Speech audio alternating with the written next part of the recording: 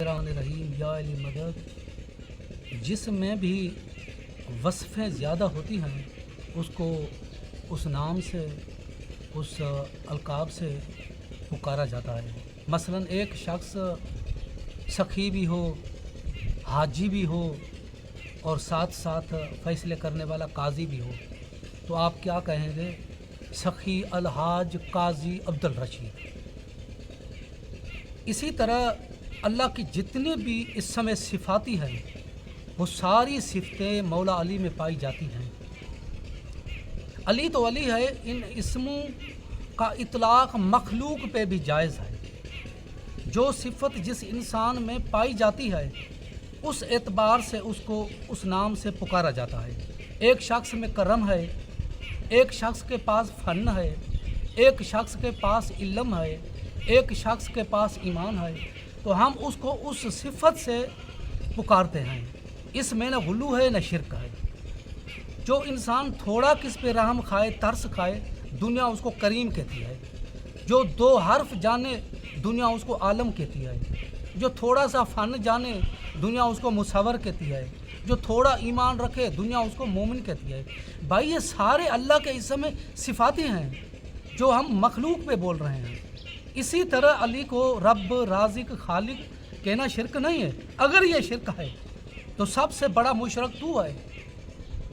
کسی پہ تھوڑا ترس کھانے والے کو کریم کہتا ہے، جڑی بوٹیوں کا رس نکال کے دوائی بنا دینے والے کو تو حکیم کہتا ہے، تھوڑا سا ایمان رکھنے والے کو تو مومن کہتا ہے، تھوڑا سا فن رکھنے والے کو تو مصور کہتا ہے، دو حرف جاننے والے کو تو عالم کہتا ہے، فیصلہ کرنے والے کو تو قاضی کہتا ہے، ملک کے بادشاہ کو تو حاکم کہتا ہے، کس کے سرخ رخسار دے کے اسے حسین و جمیل کہتا ہے۔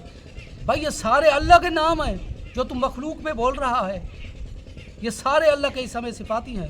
پھر جس میں بھی اللہ کے اسم صفاتی کی تھوڑی سی بھی وصف اور آثار پائے جائے تو اس کو اس صفت سے پکارنے میں کوئی حرج، کوئی گناہ، کوئی منع نہیں ہے۔ نہ اللہ کی منع ہے، نہ نبی کی منع ہے اور نہ قرآن کی منع ہے۔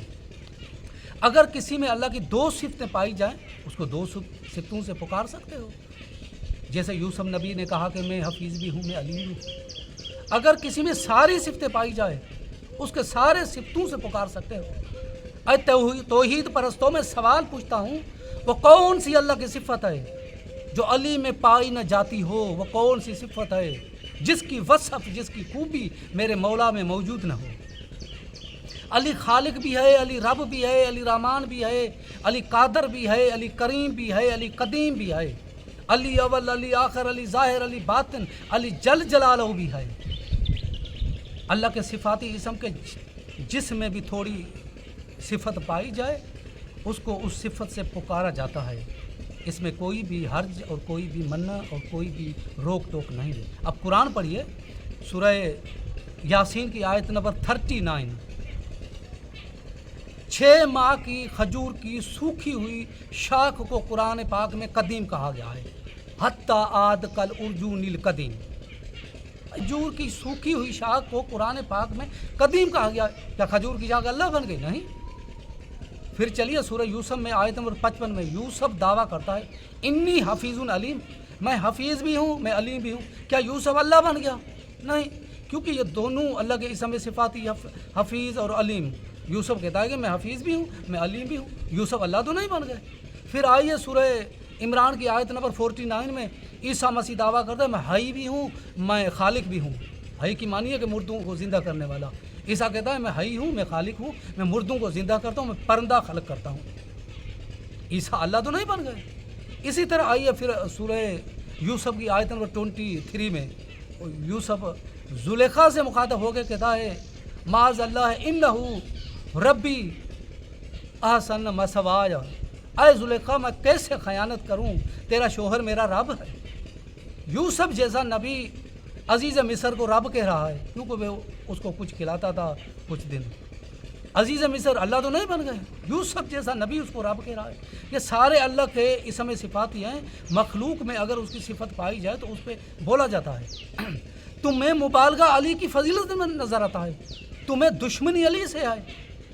بھائی ہم کیسے کہیں یہ تو اللہ کے اسم ہیں، اللہ کے نام ہیں، ہم علی کو کیسے کہیں؟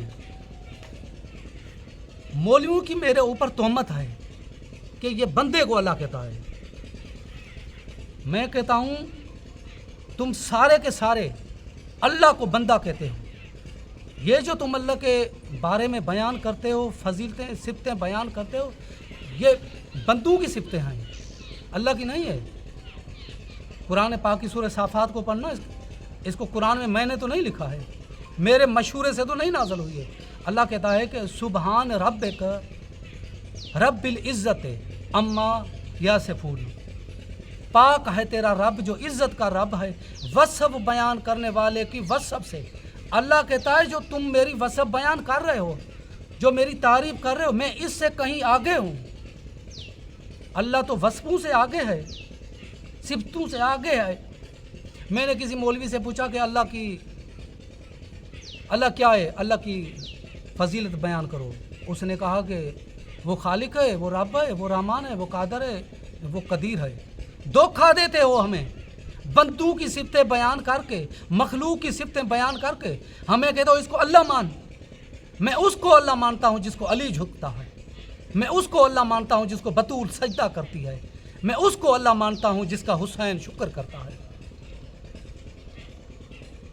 مسجد میں پنکھوں اور اے سیوں میں بیٹھ کر کے اللہ کو سجدہ کرنا آسان ہے، جنات کا جنگلات میں درخت کے سائے میں بیٹھ کر کے اللہ کو سجدہ کرنا آسان ہے، فرشتوں کا عرش عظیم کے سائے میں اللہ کو سجدہ کرنا آسان ہے، حوروں کا جنت کے پرکیف ہواؤں میں اللہ کو سجدہ کرنا آسان ہے، مگر 71 جنازوں کو اپنے ہاتھوں سے اٹھا کر کے 3 دن کی پیاس اور بھوک میں کربلا کی تتی ہوئی ریت میں سجدہ کرنا اکیلے حسین کام ہے، اور فرشتوں میں ناز کرتا اس سجدے پہ اللہ کہتا ہے کہ دیکھو دیکھو میرا بندہ سب کچھ لٹا کے مجھے سجدہ کر رہا ہے، میرا شکر کر رہا ہے۔